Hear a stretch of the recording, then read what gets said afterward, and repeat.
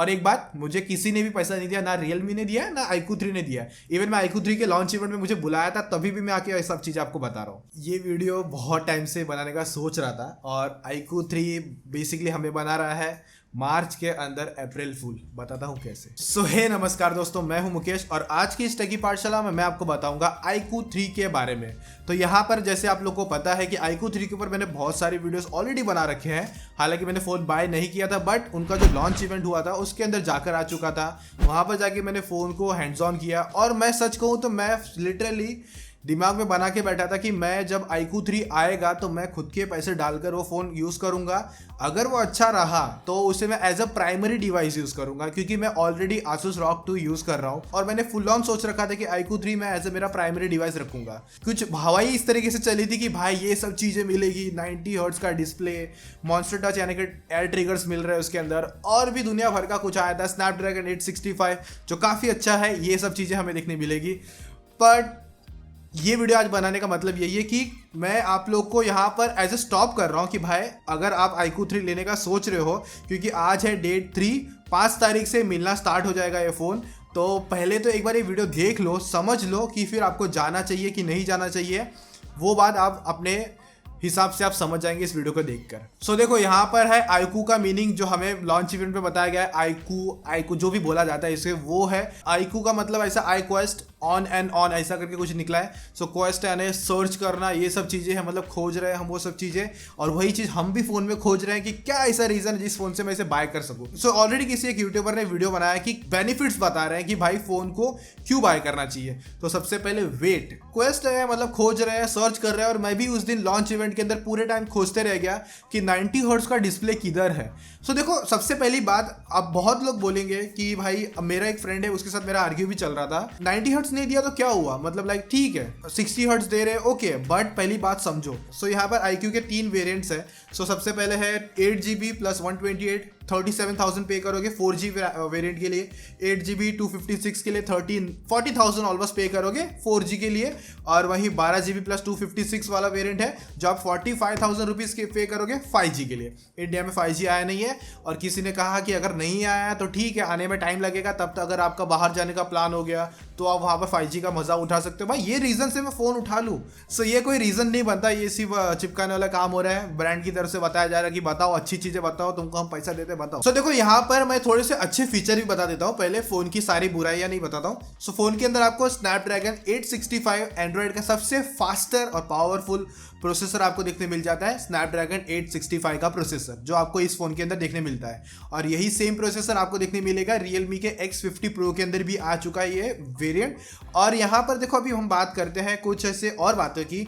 तो फ़ोन का जो ऑरेंज वाला जो वेरिएंट था ना, जिसका ऑरेंज कलर आया था, वो काफ़ी क्लासी है, मतलब वो उस जैसा पीस सच बोलो ना अपने डिज़ाइन में कोई नहीं बना। बाकी 2 वेरिएंट की बात नहीं कर रहा हूँ, बाकी दोनों ग्लास बैक टाइप में है।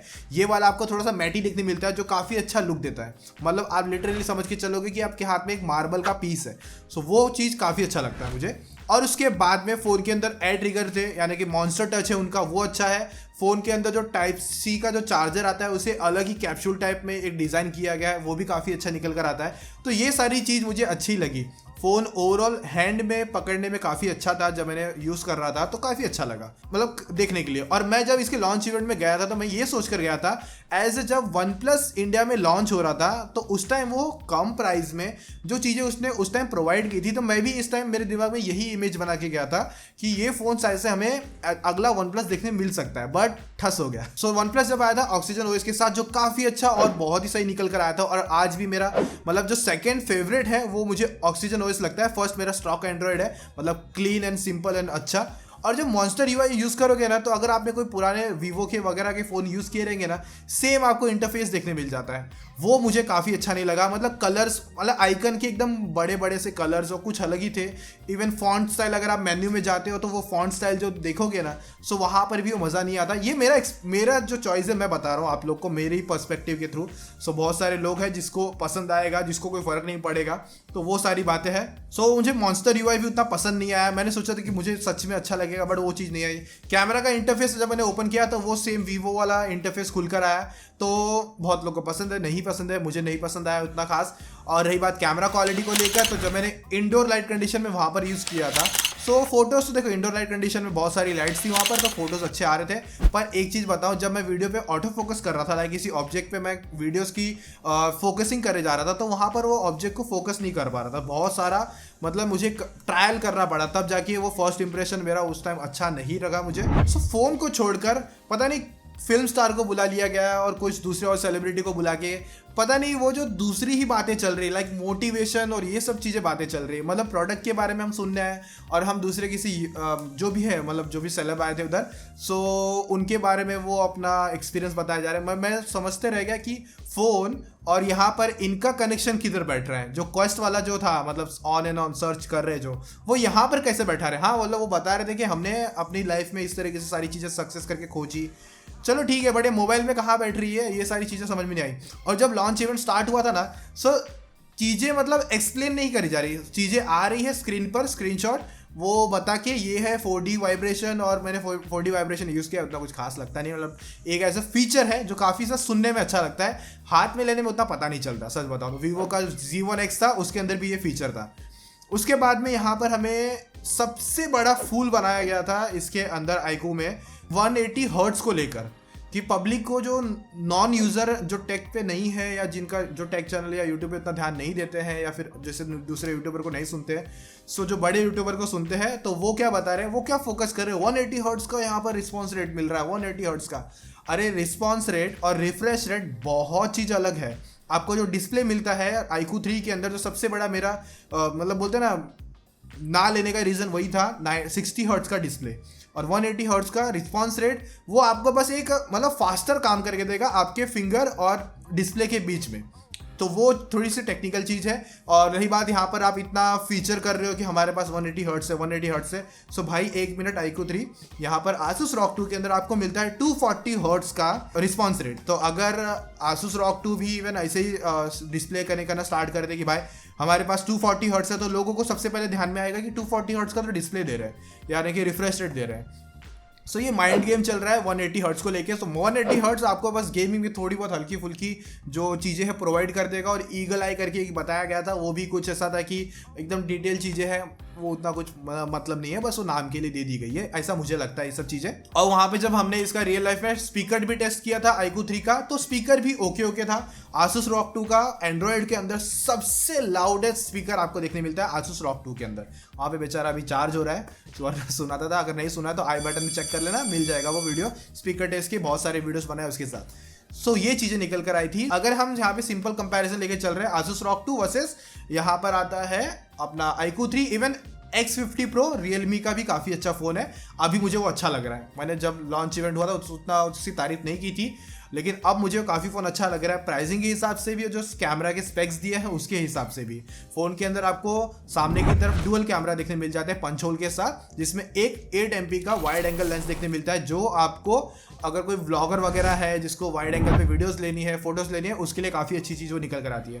अपना iQOO 3 में ऐसा कुछ नहीं आया। और रही बात यहाँ पर 5G, iQOO 3 में सिर्फ लास्ट जो हायर वेरिएंट है 46-45,000 वाला, उसके अंदर ही मिलता है। और रही बात बाकी दो, वो आपको 4G में मिलेंगे। और Realme का X50 Pro, वो सभी डिवाइस आपको 5G में इनेबल होके मिलते हैं। और हाँ, iQOO 3 के अंदर जो UFS 3.1 का स्टोरेज है वो थोड़ा सा अच्छा देखने मिल जाता है। LPDDR5 का आपको रैम देखने मिल जाता है iQOO 3 के अंदर, और वही Realme X50 Pro की वहाँ पर भी आपको सेम देखने मिलता है। सो यहाँ पर जो मेरा नाइटमेयर था 48 MP का आपको सेंसर देखने मिलता है, सोनी का IMX582 का सेंसर देखने मिलता है, जो Asus ROG 2 के अंदर भी उसके लेटेस्ट वाला है। मतलब वो कह सकते हैं Asus ROG 2 पहले बाद में, जो समझ लो पहले बाद में आ चुका है, पहले जो भी है, तो उसके अंदर आपको लेटेस्ट सेंसर देखने मिल जाता है, और वहीं i582 उससे पुराना वाला है। सो वो चीज़ है। और यही सबसे बेस्ट निकल कर आता है Realme का X50 Pro, जो आपको लेटेस्ट 682 का सेंसर देता है। तो iQOO 3 के अंदर जब मैं वीडियोस, जैसे मैं आपको बताया कि फोकस भी नहीं कर पा रहा था, फोटोज भी ठीक ठाक मुझे लगे, क्योंकि UI का टच है और जो वीवो का हाथ है उसके ऊपर, जिसकी वजह से फोटो में थोड़ी सी इनहेंसमेंट और अच्छी सी आ जाती है, थोड़े से चेहरे आपके खिले खिले निकाल के दे देगा। तो ये सारी चीज़ थी उसके अंदर कैमरा को लेकर। तो मैं कैमरा में डिसअपॉइंट था।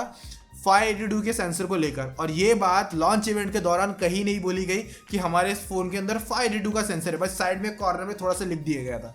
अगर किसी का अच्छा चीज होगा तो वो खोल के बोलेगा भाई हमारे में ये चीजें मिल रही है, जैसे Realme X50 Pro कर रहा था। और एक बात, मुझे किसी ने भी पैसा नहीं दिया, ना Realme ने दिया ना iQOO 3 ने दिया। इवन मैं iQOO 3 के लॉन्च इवेंट में मुझे बुलाया था, तभी भी मैं आके ये सब चीज आपको बता रहा हूँ। सो गाइस, ये सारी बात थी, वीडियो काफी लंबा हो गया। और भी बहुत सारी बातें लाइक मतलब प्राइसिंग तो सबसे बड़ी चीज यहाँ पर निकल कर आई।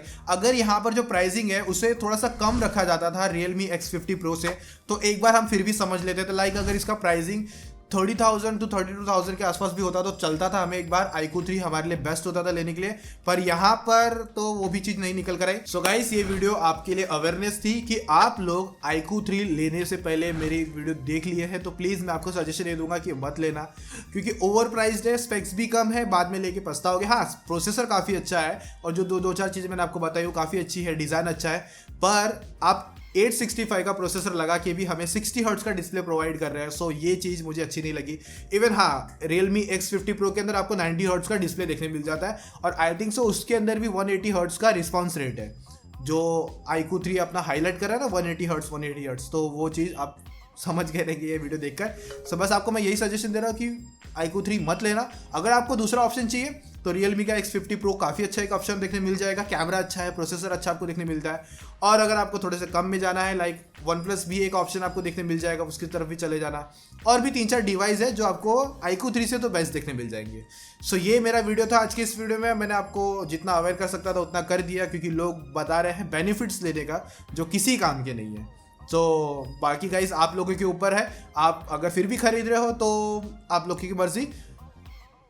सो दोस्तों, अगर आपको ये वीडियो इंटरेस्टिंग और अच्छा लगा होगा तो वीडियो का लाइक का टारगेट कंप्लीट कर देना। वीडियो पसंद आया, जो मेरी बातें पसंद आई, तो चैनल भी सब्सक्राइब कर लेना। सो गाइस, आज की इस टेकी पाठशाला में मेरी तरफ से बस इतना ही, और प्लीज़ मत लेना। पता नहीं नेक्स्ट टाइम हमें इवेंट में बुलाएंगे नहीं बुलाएंगे, बट आप लोग के भले के लिए बोल रहा हूँ, मत लेना।